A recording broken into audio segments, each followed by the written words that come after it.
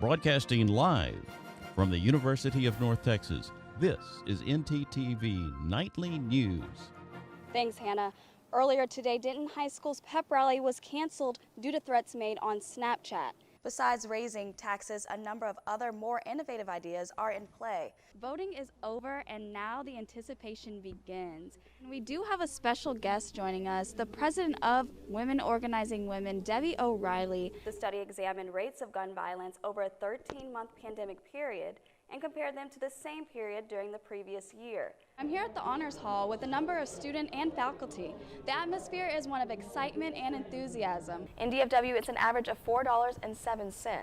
AAA of Texas said gas prices are climbing at a weekly pace we've never seen before. Clinging to the data, President Biden has chosen to extend the travel mask mandate another month. Right now, I'm live at Apogee Stadium, where tomorrow, for the first time since the pandemic, a huge bonfire will take place. Right now, I'm in the planetarium, and history will be made tonight with the lunar eclipse starting around 1 a.m. Sources say pro-Russian separatists launched their shells on the Ukrainian preschool between the hours of 8 and 9 a.m.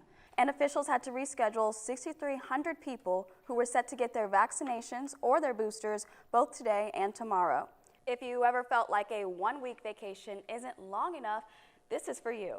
Issues in each political cycle change depending on many circumstances. Some are real, while others are created as talking points for political candidates. The homecoming bonfire will feature fireworks and a live DJ. So if you're in the school spirit mood, come by tomorrow night at 8 p.m. Debbie, thank you so much for coming here. Can you please explain how Women Organizing Women got its start? Hannah, the weather has been so gloomy and cold, but I'm just ready for the weekend. No, I'm definitely excited because I'm staying home for spring break. Now, what exactly is a lunar eclipse? I'm always looking for new things to do and new hobbies to pick up. Why do you feel the primaries are so important? And how do you feel the candidates can manage against Donald Trump in November? 1 in 3 women have experienced some form of physical violence by an intimate partner, and 1 in 5 women have been sexually assaulted in their lifetime. Meet Robin Henry, founder of the movement Trauma to Triumph, where she uses social media as a tool to help those who are trying to heal from their past. A lot of people think trauma to triumph is just sexual trauma, or they think that it's just your parents were divorced. But what about those who have STDs? What about those who have sicknesses and diseases? This is their trauma. This is the thing that keeps them up at night. After overcoming an abusive relationship and being sexually assaulted, Robin Henry found strength through journaling, which led to writing her own book entitled The Caged Bird Finally Sings. Now an author and motivational speaker, Robin is passionate about helping women find the strength to rise above their traumatic life experiences. When it comes to trauma is definitely, it's a soul issue. It clogs up the pipeline to the soul, so your mind, your will, and your emotions.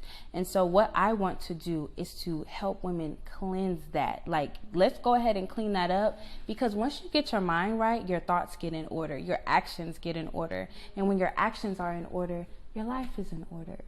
What started as therapy for herself grew into a safe haven for those in need of words of wisdom and by someone who knows all too well how they may feel. The State Fair of Texas is back, and the fans are excited to say the least.